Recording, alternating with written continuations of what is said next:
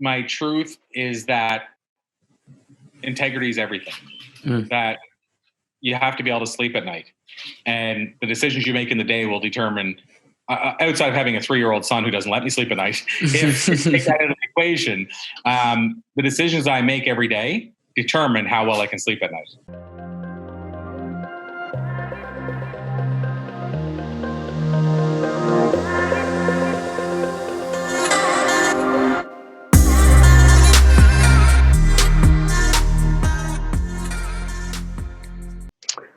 Corey, my friend, how's it going? I am doing fantastic. Sweet. I can piggyback that ride with you. As we're jumping on this journey, I'd like to start with asking you, what is your intention for this conversation? Wow. I think my intention is to give, just to be as giving as possible within the conversation for listeners. So giving, I guess my intention is to give. Awesome. Giving is great. I'm gonna further that with you by just being a space for whatever needs to be given, and asking that whatever questions need to be asked, they'll be asked through me, and just having a space that we can have fun in. So fun and creating space. Cool. So little backstory. You and I met at an event called New Media Summit. It's been a little over a year now. I think that was back in February 2019, I think. Yeah, I believe we met at the first one. Were you at the next one in San Diego? Mm-mm. Or no? Okay, so we met in Tampa then, right? Yes. Okay, yes. So 100%. Yeah, it was in February. Cool. So we met there, and I actually distinctly remember you had gone up, you had spoken on stage, and then after the fact I came to you and just specifically acknowledged you for what I believe to be was just like this profound level of speaking capacity, which I know you've been in that field of speaking and podcasting for a little while now. But what would you say began your journey into the sphere of speaking, which ultimately I would imagine is pointing at some level of wanting to impact people's lives, hence your intention of giving. But where did that journey start for you? So I'll tell you where I feel like if I went, and I've shared this story in the past as kind of the starting point, more defining moment in terms of at least me as a speaker. Mm-hmm. I mean, I think it probably started slightly before this, but where it started was I was tricked into performing stand-up comedy at a comedy club one night. And I was that guy, I'm going to say the poster child for being scared of public speaking, like the sweat coming down, changing different colors, fainting. The guy had spoken 3 times, and I went through all those motions, not fully fainting, but almost, catching yourself from fainting. Yeah. And so the 3 times I spoke before that were a miserable mess is the only way I can describe it. And then I get tricked to be on a stand-up comedy stage one night, and that wasn't my intention. But I went with it because, and I just started sharing this recently. Somebody said you need to start sharing that more. But I went with it that night because I was planning to try to find a way out of doing it. And we only found out with like 5 minutes notice we were going to be performing stand-up. Toughest, they say the number one fear in the world above death is public speaking. And stand-up is even more of a fear. It's just so few people try it, they just lump it in. And so what happened was, before I decided whether I was going to go out the door or on the stage, I had a little tiny vision. And I'm not a vision guy, like I don't have many visions, but I had this vision of me sitting at the bar as this old dude. I even pictured myself as the old dude. And by the way, I already looked different than what I thought I would look like as the old dude. I didn't have my head shaped at the time. I never knew I'd do that. But I was an old dude with the same hair I had then, sitting at the bar next to another old dude. And I pointed up the stage to the old dude and said, I was going to do that one time, but I didn't. And it was like an overwhelming feeling of what regret would feel like if I didn't get on the stage. So it was almost like the fear of regret was deeper than that big, massive fear I had of speaking on stages. And so that's what pushed me on the stage that night. And the fact that I didn't die on the stage, with comics, we always say, oh, you died up there. Well, I actually literally thought maybe you die when you're on stage. Maybe that's what happens. And because I didn't die, I went back the next week. And then I went back the next week. And so what happened over a short amount of time is I bombed every week. I didn't get any laughs at all. But I got you got one right there as a response to the last one. Yeah, that's my callback laugh from years ago that I needed back then. But I was going every week and not getting laughs. But for whatever reason, because I didn't die, I think it was chasing the laugh. Like I needed to get that one laugh to have closure on it. And it took so long to get the closure on it. Then I became interested in it and obsessed with stand-up. And what happened was, within that first year, I was sitting with somebody at an event. I think it was Tony Robbins live. And somebody said to me, can you believe he's getting paid to do this? And then the light bulb went off and I said, whoa, wait, what? People get paid to do this? And I'm going to a comedy club every week and spending $5 gas and getting $3 from the door? What? And so then I was like, I need to know more about this. And then very shortly after that, I started teaching a business course at a community college. And then the rest, as I say, is history. I kept performing stand-up. I ended up performing 9 years, 700 shows. So I didn't like just start and stop quickly. I kind of retired from stand-up 6 years ago. And that first year, though, while I was doing stand-up, I was also starting to teach and then eventually speak. And I will say probably the smartest thing I did was stick with comedy because it was such a great learning ground for communication and being a speaker. And so truthfully, Wolf, if I can say a starting point, that was where I would say the defined definition starting point is. But I feel like even just my love for comedy before that, my, I wasn't a reader, but I was big into communication. All those things, I think, sort of, and even had me having my newspaper before that. I did interviews, so I was communicating with people. I feel like I was planting the seeds before that, but truthfully, the defining moment was that night in comedy. What are some of like the major common threads you found between comedy and your speaking, which I can already see? Obviously, one is actual, articulation of voice in front of a public audience, but what are some like major threads you found? So there's the thing called the rule of three. And I don't know who came up with it, where it came up with it, but I know it's big in comedy and I carried it over to speaking. And I know a lot of speakers do it, but basically it just means you do things in threes. So you go and see a comic on stage, they might say, here's jokes about pets. And then they might say a joke about a goldfish, a joke about a cat, and a joke about a dog. So they work in threes, and they've learned that psychologically, 3 is the most we can really intake and properly consume. So as a speaker, what that means is that I should not have more than 3 major points in a talk that's under 45 minutes. That's how I carried it over. That's one thing. Second thing is always start with your second strongest thing, but finish with your strongest. Because you need to pull them in. So second strongest is important to pull the person's attention, but finish with your strongest so they remember you the minute you walk off a stage. And they think about you and refer and say, you need to check out the speaker because it was the last thing you said to them was the most powerful. And then if I look at one more, I would say how to engage an audience is to ask a question. I mean, it's one of the easiest ways, but most powerful ways. So when I'm speaking, if I tell that stand-up story, I'll say at the first, how many people here would perform stand-up if I could get them on a stage tonight? I would totally do it.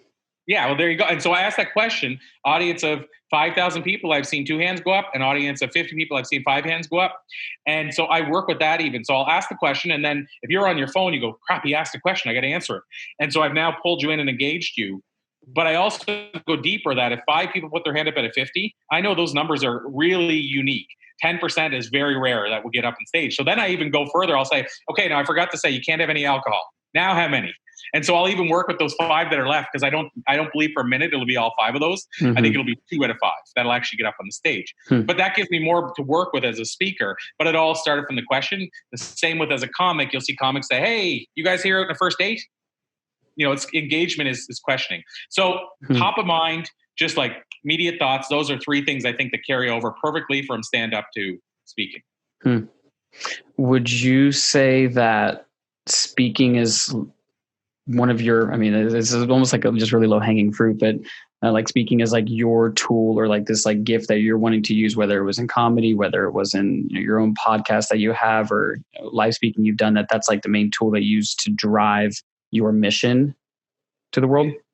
If you include podcasting and if you centered around the word communication, so speaking is communication, the podcast is communication, even putting a book, it's still communication. So if you go that wide a net, then I would say absolutely 1,000%. If you just focus it around speaking, I would say it's like 75% of it. Meaning, if you don't include podcasting as speaking or book writing, then I'm missing 2 key elements of what I've tried to do to share a message. I'm a really passionate writer. I'm not just a person that wants somebody to write the article for me. I want to write it. And then at the same time, podcasting, I'm very passionate about it. And it's opened so many doors, allowed me to interview people that I could then leverage to get on stages because I was the guy who interviewed 6,000 people. So those things are definitely major platforms. So if you call it communication, then yes, all of those things. Communication has been kind of the underlying platform overall, like the thing I've used to share my message. And then if you say just speaking, has that been the thing? Then I would say if that leads out podcasting and books, I would say it's like 75% is still speaking is what my core vehicle has been. So the main thread in all that is communication, whether it's book, podcast, or speaking in general. What is the finger pointing at? What is this all about? So in other words, what's the deeper reason I'm doing this? Is that... Yeah. What is in essence I could have just gone straight with your why, but I was just kind of imagining it metaphorically. Like, is it a couple words? Is this mission statement? What is the thing that's driving all of this? So there's two words. My girlfriend and I did this trip across the country, and the trip was about how do you create little ripple impacts, like ripple impacts that you might never see the result of. So things like we carried around cards that said smiles are free, pass them on. And then we left a whole bunch in like a rest stop area in the bathroom, so the people would hopefully see them and get a smile on their face and maybe pass it to somebody else. And so why I bring that up is because if you ask me if I had to say it within 2 words, then what I would say is what we called that tour, which was the Invisible Impact Tour. So invisible impact is in a perfect world what I'm trying to create, because you won't always know the impact you make. You won't always hit that, if it's 6 degrees of separation, you might create the impact on 1 degree, but you don't see the other 5. So that's if I had to sum it up in 2 words. But if I had to go bigger, I would say I'm trying to create a ripple in other people's lives that leaves them better off than I found them, so that I can live longer than my body. And when I say that, I don't need to know that I live longer than my body. It's just the legacy is that I've impacted somebody's life that may be 2 generations removed from me that I'll never know. And I'm okay with that. But that's, at the end of the day, I think that's what drives me, is knowing that what I do has the ability to impact somebody's life. And so as a speaker, you might get immediate response from that. Somebody might send you a message right after your talk and say, hey, you said this and this is what it did for me. We just ran 2 really big virtual events through our Blue Talks brand. And we get to see the people commenting below saying, I wish I would have heard this 2 years ago. What I just heard this week will change my life forever. I'm crying as I listen to this because it resonates with me. That to me, you're seeing the impact immediately. And so now that I know that, there's no way I can go behind the curtain again. I can't go back to not knowing that we have the ability as people to make that kind of impact with small and big actions. And so what the finger's pointing at for me is, how do I create more of that invisible impact so that I make the world a better place overall? It's almost like a silly question to ask, but I can help it do it. Why do you think it's important to do that, at least for yourself, to have that invisible impact? I feel like this is what comes to me when you ask that question, meaning I'm not sure if it's the sexiest or the actual answer, but I can tell you what popped into my head is by following the philosophers that I have. So I didn't read my first book until I was 27. And once I read the first book, it changed everything. Like, it was like night to day. That again, the curtain was opened up and I could not see it anymore. And so that book was Dale Carnegie's How to Win Friends and Influence People. Classic. Now, I tried 3 books in high school, tapped out, didn't finish them. I tried Cujo after high school. It honestly didn't scare me or it bored me. The movie scared the heck out of me, but the book didn't. And so I had 4 books that I tapped out on. They didn't pull me in at all. Dale Carnegie's book, the first page pulled me in and I couldn't stop reading. And I actually read the book twice the same weekend. First book I ever read and second book I ever read. But from that point forward, I started reading. And I was never a reader and never thought I could be a reader. And, right now I'm reading, and I'm always reading a new book. Right now I'm reading How to Be Rich, which is a Napoleon Hill abridged type book with a whole bunch of the thought leaders of the 1800s. Right below it's The E-Myth. Heard that. And then just since I'm doing that, the Brendan Burchard's book. Motivation. I got all 3 of those on my shelf, actually. You have Og Mandino? I haven't heard of Og Mandino. Oh, you need to check Og Mandino. So anyway, you get my point, though. Oh, and then one last one to make it 5. I'm currently reading that one right now because I'm in my yoga teacher certification. Awesome stuff. So you got 4 out of the 5. So, but my point is that I have books surround me all the time. I'm in love with books, and I wasn't before I read that book. So for me, it goes back to your question. What I think happened is I saw the impact Dale Carnegie had in my life. And he had that impact in my life by a message. And then I read at the top of the book, I forget the number sold now, but it was like, say 20 million, 25 million on the version I had. I mean, I don't know what it is now. It's probably 80 million. But at the time, one of the books said 25 million. And I'm like, wow, the dude wrote a book in 1937 that I don't know if he grasped how brilliant of a book it was. And I don't even know if the world knew yet, but it did start selling fairly quickly. But my point is, when he put pen to paper, he had no way of knowing the book would be that successful and impact that many lives. And I think seeing that number and going, wow, look at the lives he's impacted, and he's been dead since the 50s. Hmm. And that, I think there's something that triggered there that was like, wow, that's amazing. The fact that this guy impacted me 40 some years, 50 years after his death. And I think that just gave me a taste of, I don't necessarily need to be known for doing it, but I want to have some form of that, whatever that is. Yeah, it sounds like my life was changed from somebody. Yeah. It sounds like in a way, not that it's the same, but it's like a modeling. You're modeling in a way like what you notice, like, wait, this person had this impact on me, and he's long since gone. His book is still hanging out. It's got however many millions of copies that it's sold, and just the first page alone captivated me. I want to be able to have that type of impact on somebody else's life via speaking, via podcasting, via book, but being able to have said or express something that long after you're gone still is having that drip effect, if you will, like the drip, drip, drip, drip, drip, generations past. Yeah, I'll tell you, I said this, and I'll tell you where I got it. I'm all about credit. That's been my whole, interviewing 6,000 people. I drop all the time. So-and-so said to me when, like, I'm all about credit. I don't go, I made this up or whatever. Grant Cardone, I heard in an interview one time, he said, Darren Hardy was interviewing him in Success Magazine. And he said, what do you think legacy is? What do you want yours to be? And he said, I think it's when you can live longer than your body. Your work can live longer than your body. So in other words, when your body's gone, you still live on. And to me, I don't need that. Like I said, I don't need that for a personal validation point of view. But I think that to me is a noble gesture to try to create stuff in such a way that you're impacting people even when you're no longer here. And, I don't pretend to think that I'm going to be a person like, and I don't know, there's no way I know, but I'm not trying to aim to be like Dale Carnegie, where somebody's reading my book 50 years from now and having the same kind of impact. Because I also think we're in a different world. Dale Carnegie wrote that book, how many books are in the market versus how many books get released now. And there's no comparison. So I'm not trying to be him, but I can totally strive for what he did, which is, again, impacting lives beyond his body. And, I don't know why this came to my mind, but it also makes me think back to our Invisible Impact Tour.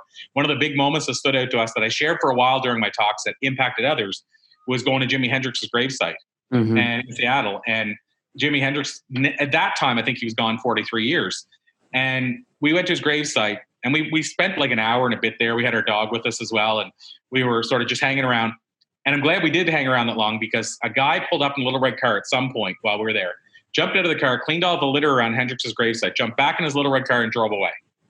And it occurred to me two things at that point. First of all, he obviously doesn't work for the grave site place because he only cleaned one graveyard. So he's obviously a terrible worker if he worked for them. Secondly, that's just my conclusion. But secondly, if he lives nearby, he probably goes there every second day and cleans Hendrix's gravesite. And yet Hendrix has been dead 43 years. So the question is, what kind of impact did Hendrix having a guy for him to do that? So, I don't know why, but I always thought about that. No matter what, if Hendrix never impacted one more person in the world ever, to impact somebody to a level where he said, I need to keep his gravesite clean, there's something to me, I don't know. There's something beautiful about that. So, it's not like I say, I'm trying to strive to be Hendrix or Carnegie. It's just that I can do my little part to make the world a little bit better like they did in their own way. And by the way, that's even debatable, right? Like with Hendrix, you could debate whether or not, other things he did made the world better or not. But the point is still, for that one person, he made a difference for him. So when you're gone, if there was something written on your tombstone, not from you, what would you want? What would you imagine? What would you want that thing to have been said about the work that you've done? Those ripples in a way. He aimed to help people live better lives. I mean, that, I could pretty it up more than that, but that, that's the essence of it, is that he aimed to help people live a better life. Awesome. Now, as an expression of the speaking you're doing, the writing that you're doing, the podcasting that you're doing, I'd imagine in some way it's all, like I said, that finger pointing is that, being able to have this invisible, intangible legacy maybe now, but maybe it has this like Hendrix effect, as you pointed out. What would you say are like your top three things, maybe even outside of business? Because I know that you have a heavy hand in business, but what are like the top three things that if you were to talk about them, you could just with an insatiable appetite, just go to town on, talking about these three things. It can be business related, it can be non-business related, but what's like your top three? If I sit down with you in a bar and I'm like, what's your three favorite things? Let's talk. So, I mean, it goes from both. I think I don't want to say all three of them they're not all three personal. So there's one I can think of that's professional. I think I'm a father now and I have a 3-year-old. And I think the stuff that he does, like the funny stuff that he does, I could probably talk about that forever. Just like the little things he does. And I'm like, that's hilarious. Like, it's just funny how like that, what was the show used to be called? The darndest, kids say the darndest things. Yeah. How I get to experience that. So I think talking about that is one. The second thing I would say, I want to say it's a tie. I know that'll give me 4, so you can take one of them away, but either music, or it sounds strange, I feel like I could talk about yoga for a long time. Okay, cool. But let's say music. Let's go with that one because that was my passion since I was really young. And then the other one is speaking. Like I can geek out on speakers. Like I can talk about Les Brown when he said this at a certain time, Steve Jobs when he did the launch for the iPod. Like I kind of geek out on that stuff. So I guess if I were to just say it quickly, I would say, funny things my son says. And this is just starting now. Like, I mean, he's starting to really hit the high notes of funny now. A plentiful amount of comedy would come right from that alone, I'm sure. 100%. And then music, because I've just been obsessed with music since I was a kid, to the point when we were growing up, my friends and I knew the birth dates of our favorite rock stars. We knew their height, like obsessive, like crazy stuff. I mean, it was pretty common in the 80s, but it was still like crazy to think now. And then the third one, like I said, speaking, I have to throw that in there because, I mean, I have books and speaking that, I mean, I've reread and I've helped how many speakers speak on stages. So it is something, obviously, I geek out on. So those would be the 3. Okay. So you seem to have this really good memory for names, dates, figures, quotes, things like that. Is that something that you trained or something you just naturally had? Because it's like striking my brain lately. I've been really on this binge about how to optimize the brain and remembering and being able to recall and things like that. But I'm curious, it seems like you have this, maybe you've made it a practice and a discipline, but what has it be so sticky for you? So this is an interesting question because I don't know if I was born with it or if I worked the muscle. Sure. And so I'm going to say it on both ends. On one hand, I think I was given a little bit more than most because I think of my father, who's not really in my life and I'm not really that close with, but he can remember phone numbers that he was given like 20 years ago. And strangely enough, I didn't have his number for a bunch of years. He gave me his number like a year ago now, and I can still tell you his number. He gave me it one day, once. I've never repeated it again. But I've been able to like say, this is his number, right? My mom has his number, and I was able to say it. Like 6 months later, I asked my mom, she goes, yeah, that's it. And so I have to say I must have had something that was kind of a gift for memory because I didn't work that muscle. This goes right back to when I was like 10 years old. I would be given a number from Ontario, and I remember the number months later. And I didn't even say, remember this number or talk it through. And now I can't, I mean, I did it with my father's number. I don't think I can do it with any number because we have so much more to remember now.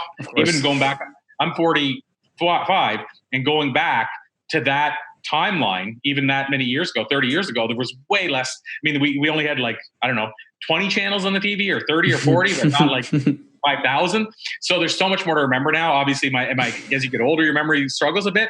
But to answer that, I think I started it with a strong memory, like a really good memory, but I think I worked the muscle. Meaning, when you think back to me memorizing all my musicians' favorite foods and their birthdays or whatever we knew. Favorite foods too. Wow. Yeah, we read Metal Edge magazine, and whatever they said about them, we knew that.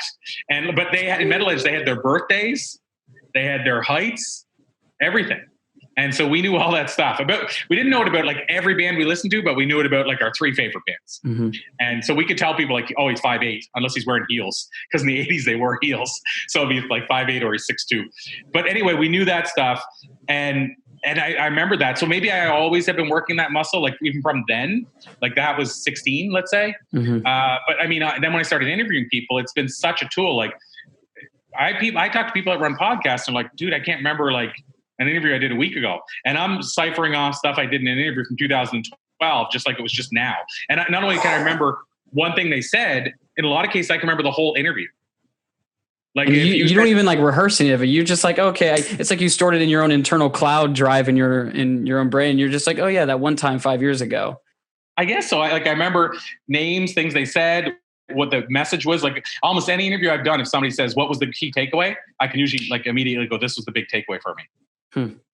And like I said, I don't know fully where it comes from because I think it was a mixture between gift and then I worked the muscle. Sure. I had a gift and I worked the gift, I guess. But it served me so well as an interviewer because I can go into an interview with somebody like you're doing without notes, without questions. And I usually know the person to some degree before the interview. So I can go, like, for example, Mark Victor Hansen, I interviewed him like a week ago and he's the Chicken Soup for the Soul co-creator. And I've interviewed Mark, say 4 times. And I can say, Mark, remember when I interviewed you, the second interview, you said this. Do I have this correct? And 99% of the time, oh yeah, it's exactly the story. And like, so but I can go back to him and say, you remember this story? I think the audience would love to hear this because I heard this story 4 years ago and it made such an impact. So I'd love for you to reveal it. And sometimes I'm actually reminding them and they're going, what story? And then I have to give them more triggers to remember their own story. Yeah. So there's something there. And I say that usually it's the people I interview that are like 75 when I'll say, remember this thing? And they're like, and then they just start going into another story and then I'll wait till they're done. Then I'll say, yeah, no, that was awesome. Remember the other story? And like, I was still searching for a different one. So I then go back in to get the other story, but I realized, okay, I didn't give them enough of a trigger. So I remember their story from 5 years ago better than they do. And they probably shared it on stage 50 times or 1,000 times. So there's something there. Yeah. You definitely got some superhero X-Men stuff going on with there. That's pretty cool. Well, like I said, it serves you well if you're a writer. So if I'm working on my next book slowly and I stopped, I don't know how long ago now. I went really quick, got 4 chapters done and I was doing it in the airport while I was traveling. And then now it's just been stalled again, but it's going to be my kind of answer to Think and Grow Rich. And that book requires, the way I'm writing it, requires a lot of memory of interviews. I can't always go back to the interview and go listen to an hour and a half just to get the one quote I want to share. So the great part about having a good memory is I literally know the quote. And then if I had to verify I have it right, if there's ever a time I'm like, do I have that correct? Then I'll go back. But I don't have to go through every interview to know. I mean, I know what, I know I got a good enough memory. I can remember what was said. You've got me to dissect it more than I've ever had before, by the way. So you got me to dissect it more than I ever had before. So I'm actually going through it in real time, trying to answer your question while also telling myself. Isn't that how it normally goes? You hold up a mirror and then someone figures out in themselves. I've had that happen plenty of times. That's really cool. Pretty cool. Yeah. Yeah. My dad has that same kind of weird memory. He'll be telling stories like, my kindergarten, Mrs. like first name, last name, kindergarten. I'm like, that doesn't, like my brain doesn't compute how he just pulls out names and dates and facts and full detailed stories. And the odd thing is he has the same thing going on with his dreams. He has like James Cameron Avatar level detailed dreams, and then he'll come out and tell you detailed stories as if he had like lived his whole life inside of his dreams. I'm like, I think I slightly remember in my dream there was maybe a bathroom, maybe there wasn't. For some reason the door might have not been on the hinges, but he just like lays it all out detail for detail verbatim, and like he'll quote exact things that people said. So I see the similarity. I just couldn't help but go down that rabbit hole.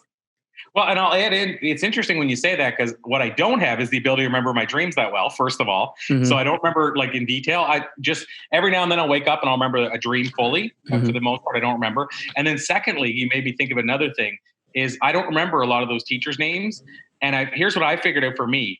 The thing I remember has to have made an impact on me. So in other words, I don't remember the details that don't matter. That's the way now I'm just talking out loud for me, the details that don't matter. I remember Einstein said, he didn't need to know his home address because he could always look it up in a minute, and he lived there. And he said, why would I store that in my mind? It's almost like if you had back then, if you had a phone, or actually, yeah, it was Einstein. But if you had a phone, it'd be like saying, I don't need to remember my number. I'm not calling myself. So why would I waste my brain to remember that?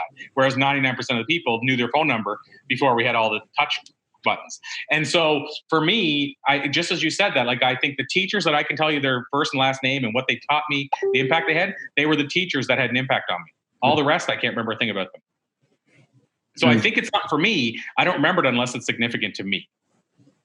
Well, it's interesting though, because it seems like you make your podcast very significant for you. Because if you do have the capacity to remember all of that information, then you, in some way in your brain, you've you've made this like important emotional connection attachment to it in such a way that it actually is rehearsable and rememberable. Because like for me, I'm training my brain to do this because I had this goes into some weird stuff. I kind of like picking apart, kind of like dissecting it, but I have this like forgetful memory where it's like, it just forgets things all the time. So now I'm having to train my brain to actually remember. And it points at a quote, which I'm sure you've heard, and I'm kind of paraphrasing here, but from Maya Angelou, it was like, they won't remember what you said or what you did, but they'll remember how you made them feel. And it seems like they impacted you in a way. It had you feel something where you're like, yeah, I remember. But then you were also able to remember what they said as a byproduct of that experience, it seems. Yeah, 100%. And that's, it seems like that is the trigger for why I remember what I do. Because again, I can tell you, I don't remember everything, but what I do remember, I never forget. And yeah, to your point, you maybe think of it too, with the show, for the most part, in a lot of cases, I'm interviewing my dream list. So there's obviously, we bring on people on the show that I met through different means or that reached out and they made a good pitch or whatever. But 80%, I would say in 8 years, 80% of the interviews on the show have been my wish list. So the other side is I've learned about them. I knew about them before the interview and I've researched them before the interview. So by the time I'm interviewing them, I feel like I know them well enough that I can jump into different parts of their backstory, like as if I already know it, which I think makes them comfortable because I'm bringing stuff out of them they don't usually share because most people go into it, even if they know of them, they don't know all their stories. You know what I mean? Like Jack Canfield, Mark Victor Hansen were turned down 142 times. They were rejected with Chicken Soup for the Soul.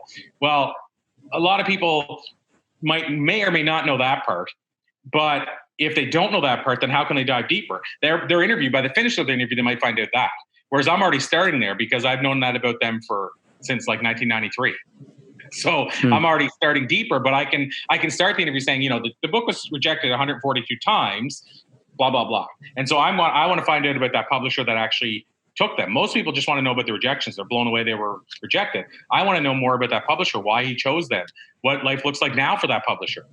And we had a conversation, and that publisher has done quite well financially because of the fact that he took a chance on them.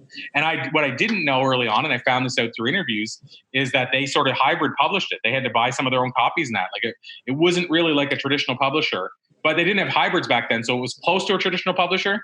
And it was basically like they had to do more work than him. He basically was the only publisher out of 143 that signed them, and he still made them jump through all the hoops because he didn't believe their book would sell like it did. And he said, what's your goal? And they said, their book will sell 100,000 copies this year. And he said, never happened. Ooh. And he was the one that signed them. And he didn't think they could do it. And so, but you get my point, right? I don't mean to dive into their story, but I'm starting already knowing the part about the rejection. So I'm already starting deeper maybe than somebody else. And the memory serves me in doing that. But the reason I'm able to do that is because I've been a fan of their work and read their work and watched their interviews and all that stuff. So to your point, I think it's because it's something that's already of interest to me. And the thing I can do with somebody I'm just meeting, and it's the first interview ever, I always want to learn about everybody. So I can actually get interested about where they're at right now in their time. Like struggling, I can get interested in that. If they just made that jump to the next stage for them, which could be just stage 2, I can jump in there. And so, yeah, I think it all comes back to I have to be interested in it to remember. That's a really great point. So no one likes picking favorites, but I got to go there. I got to ask you, out of all of your podcasts you've ever done, what was your favorite podcast you've ever had? Who was it with? Wow. So if you ask me it in different ways, because if you ask me, I'll give you a double answer. If you ask me with interviews, it's a different answer probably than the podcast. And the reason I say that is I used to have a newspaper before the podcast. So I had print interviews where I still was interviewing them. It's just that we didn't capture and share the audio. If I go back to that, I would probably say Robin Sharma, who's the guy who wrote the book, The Monk Who Sold His Ferrari. And I think 10 other international bestsellers. Robin, why the interview there was 2 reasons. One, the insight he delivered, and he's like a guy that's like bang, bang, bang. Every insight's like one-liner that just changes your life type thing. And so that's goals. Yeah, it's insane. Like this guy, for example, I remember him talking about how Warren Buffett lived his life in such a way that he reverse engineered it. And he basically wrote down, what do I want to look like and my life look like when I'm 80 on the rocking chair? And now what are the 5 things I have to do every month to get there? And so I remember those kind of things, and him telling me about his book, his first book, The Monk Who Sold His Ferrari. He published it with a Kinko's. He quit his $250,000 a year law job, went and printed this book at Kinko's and sold him at the back of his car with his father. And then he ended up doing a book signing. Only 3 people showed up, but one of the 3 people ended up being the publisher of HarperCollins. Wow. He didn't know that at the time. He got a call the next week, and the lady said he wants to schedule an appointment. He said, "Oh, he didn't tell me who he was." She goes, "Oh, he didn't? Oh, he's the publisher of HarperCollins." And that's who bought the book, and then the book sold 5 million copies.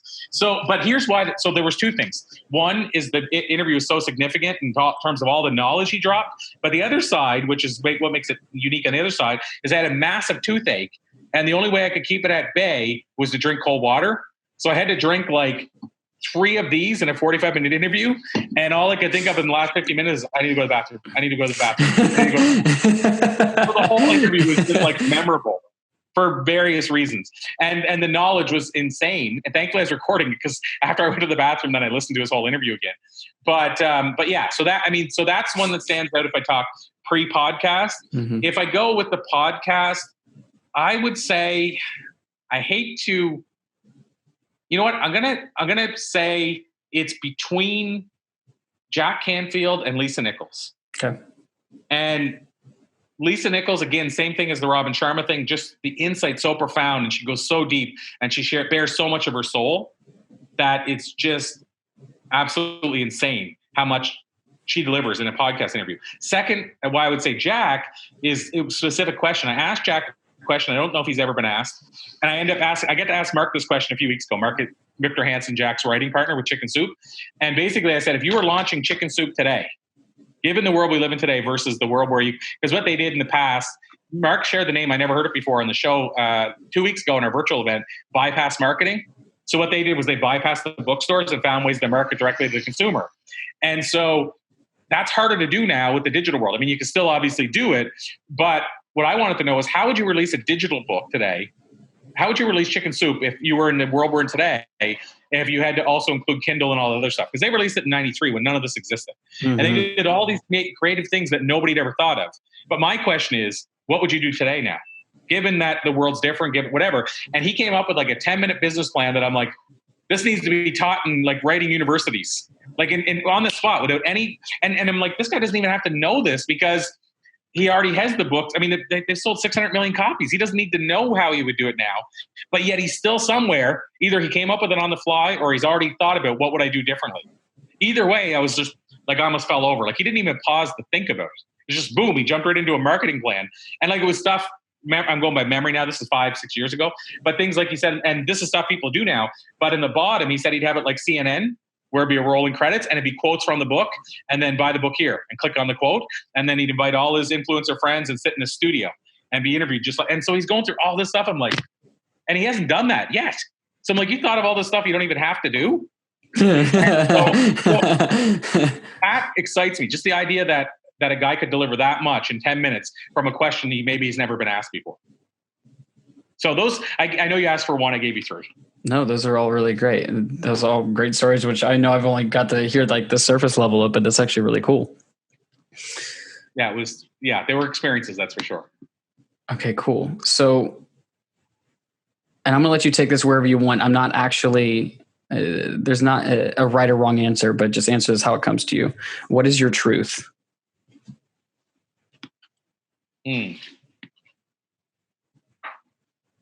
That's a tough one.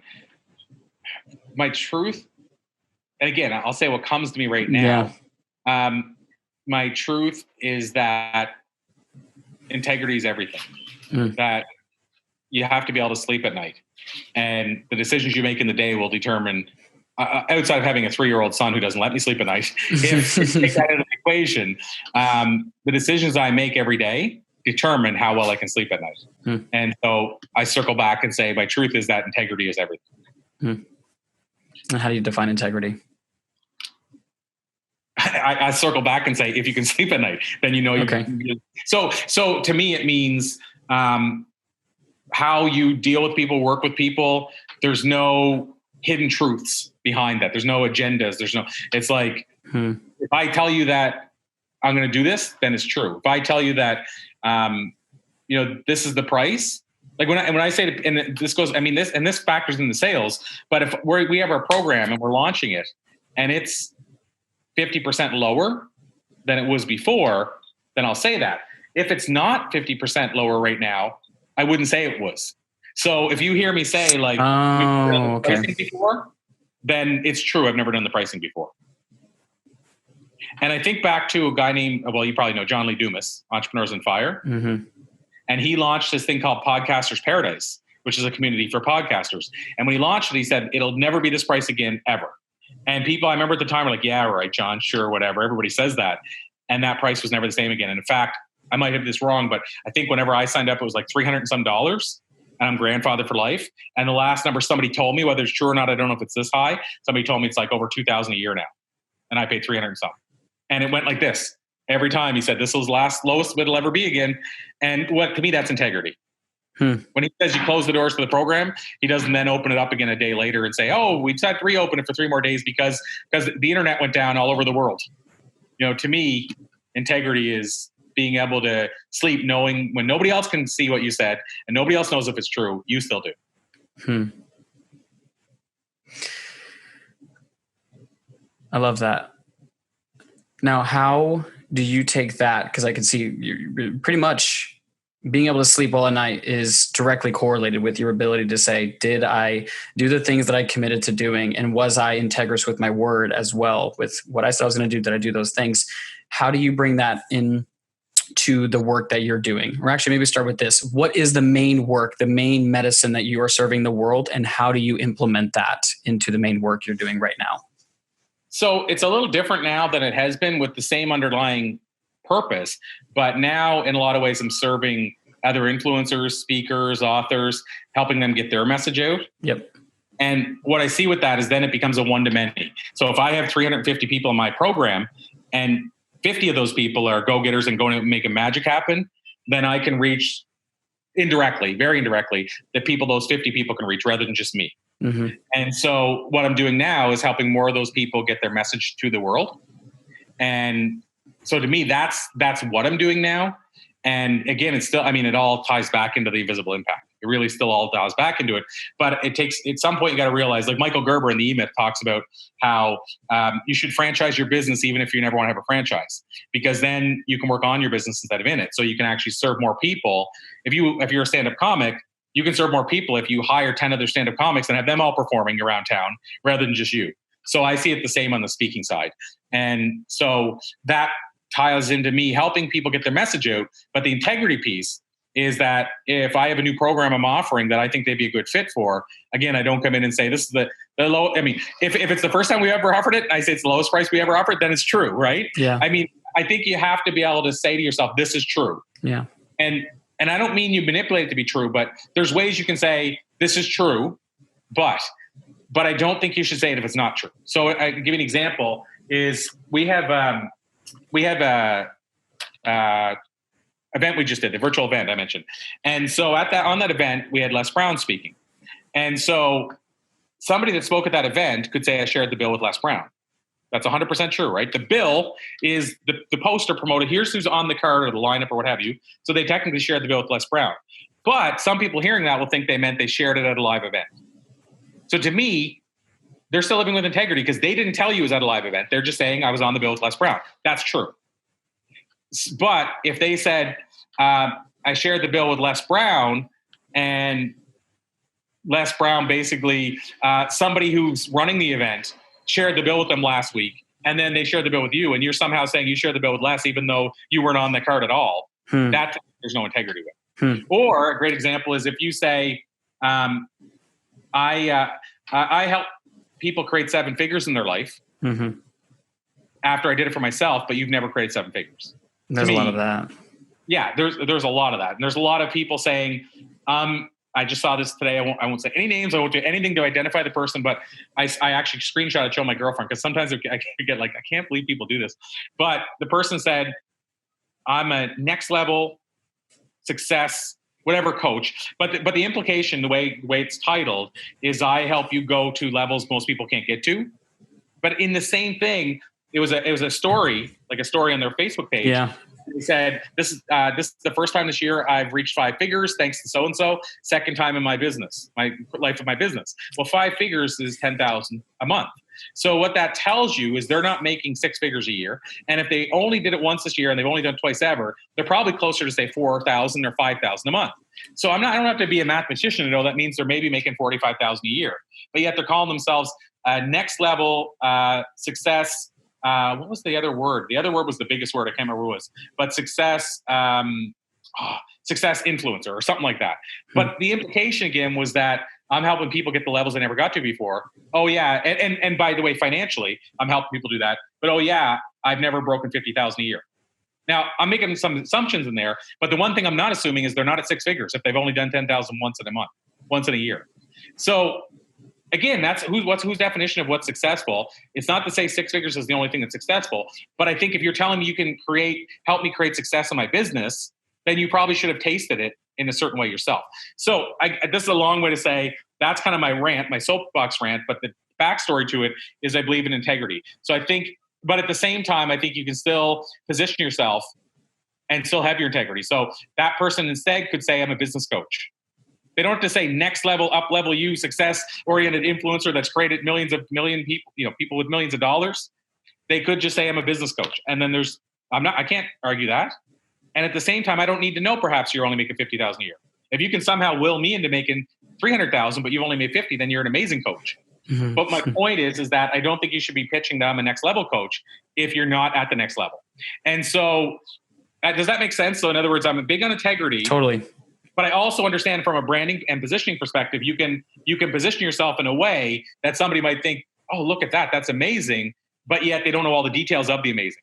So in other words, you could have been seen on CBS radio and you could say as seen on CBS.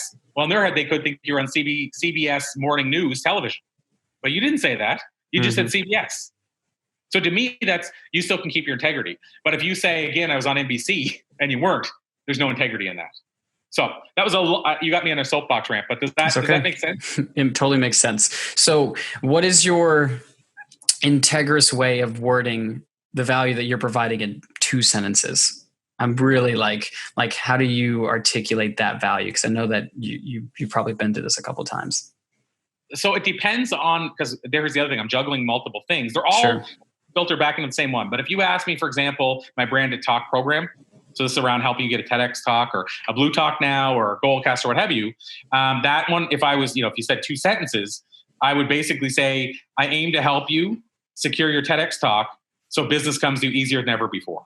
And then if you ask me to go one step further, I would say that the fact of the brand that the TEDx, the prestige behind the brand allows, it opens doors for you that you couldn't get open without that key. So, the further you go into it, the further I can share that. If you said in my speaking program, I would say what I help people do is figure out how to build a business that is speaking, not just do it for fun. If you said, when I'm speaking to an audience, what do I deliver? Again, this goes back to the invisible impact, but I'm going to help the people in your room get from A to Z quicker. And I'm going to create a wow so that everybody says, we got to attend your event again next year. So, we could go further and further into my book and everything else, but hopefully that answered the question. But I mean, it's basically though, what you notice the key thing there, I didn't say with the speaking program, I'm going to help you make 7 figures speaking. That's what I'm getting at. I didn't say that because that's going to depend a lot on you and the work you put in and all that other stuff. Totally. But I don't promise a number. And same with the TEDx. I didn't say, I'm going to land you a TEDx. My aim is to land you a TEDx. Now, what I can back that up with is we have a student every 3 weeks landing their TEDx in 2019. So the results are there, but I'm not going to say I'm going to land you a TEDx and guarantee it, and then you don't land it. Yep. And then what do we do? I see people that say, I guarantee you'll make this much money a year, and if you don't, I'll keep helping you make it.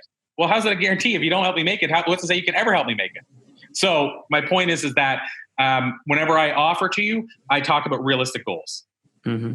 And by the way, with the TEDx thing, if you don't land the TEDx talk, I'm going to actually help you with your brand either way. You're going to get a whole bunch of marketing and branding for you, even if you never land the TEDx talk. Those are all true deliverables, in my opinion. Got it. Perfect. And if somebody's wanting to get connected with you to capitalize on that, what is the best way for them to connect with you? Wow. Best way. So I'm going to make it easy with one hub rather than, in the past I've done like, here's the 5 websites and I've seen everything. and as we know, if you do too much of everything, you're doing nothing of nothing. Yep. So it's like, if you give too many, people won't go to any. So I'm going to give an easy one. I'm going to say, because we talked a little bit about speaking, and I'm going to go out there on a limb and say, even if you don't want to ever get speaking on a stage, if you're listening to this and you want to be on Facebook Lives or Zoom or anything like that, you'll get knowledge from this. Or even if you just want to become a better communicator, I have a book called The Book of Public Speaking. And basically the first section is me teaching what I learned. Second section is 7 interviews with some of the world's top speakers, learning from them. Third section is bonus quotes from other speakers about speaking. And so the book is called The Book of Public Speaking. And I'd like to give the digital version of the book to your audience, Wolf. So it's as easy as this. It's called The Book of Public Speaking. Mm-hmm. And the website is thebookofpublicspeaking.com. So Perfect. If you go there, grab your book, then you're in my community, my tribe, my network. And then from there, it's easy because if you want to, basically you'll get an email as soon as you grab the book. Yep. And then that'll tell you how to connect with me further and join me on social media and all that kind of stuff. Perfect. And then of course that'll be in the show notes. I'll make sure that that's available so there's no misconceptions. I really appreciate your time, man. It's been a long time coming and I appreciate you helping me jump through hoops, but thank you so much for being here. Absolutely my pleasure. It's I've been looking forward to this for a long time. I didn't even know when we first met it would ever happen. But then once I realized it was going to, I've been excited with this. And I have to say, your interview style is amazing. You brought stuff out of me that nobody ever has. So use that if you want as a testimonial. But you brought stuff out of me that I haven't shared, I don't think, ever in an interview, or went deeper on stuff that I've never went that deep on. So you're doing good things. Very flattering. I really do appreciate that. And as always, thank you. I'm sure we'll be visiting this again. For those of you listening, thank you so much for your time, your energy. Really appreciate it. As always, continue to find, follow, and live your truth and follow the wolf within you. How? Peace. Thank you so much for listening in. If you got value out of this message, we would love it if you subscribed and shared it with your tribe so we can continue to share this message and this medicine with people all over the world. Much love and peace be with you.